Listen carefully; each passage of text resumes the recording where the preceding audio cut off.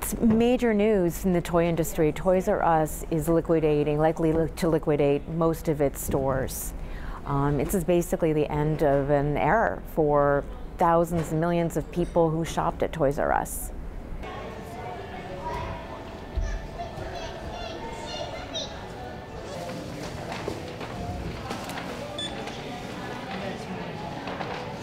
And they're keeping about 200 stores just in case they can find a buyer, and that the plan would be to bundle that business with the Canadian business. But generally, basically, it's really winding down in the U.S. You know, maybe they can save those 200 stores. Mom, there's like a DJ. Look at that. Megan will love this. That's no, you know what that is? A game developer.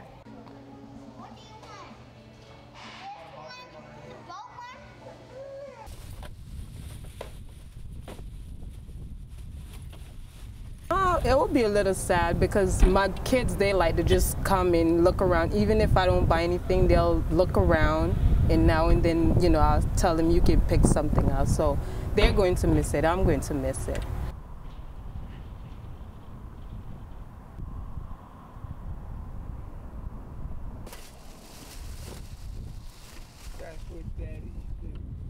My first toy came from Toys R Us when I was young, and I had a Barbie Corvette that you can drive. So my dad bought me my first Toys R Us toy.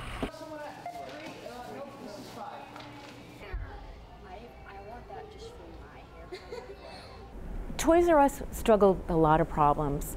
Number one, they were saddled with debt. And when you're saddled with debt, you don't have the flexibility to invest in your stores. So that was number one.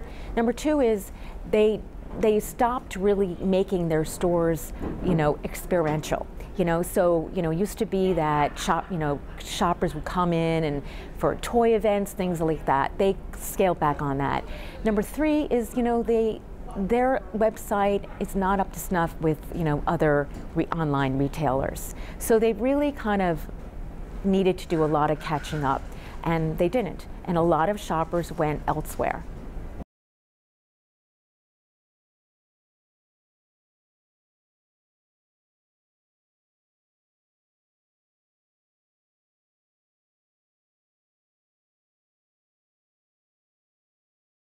But it's really going to affect a lot of the small toy companies.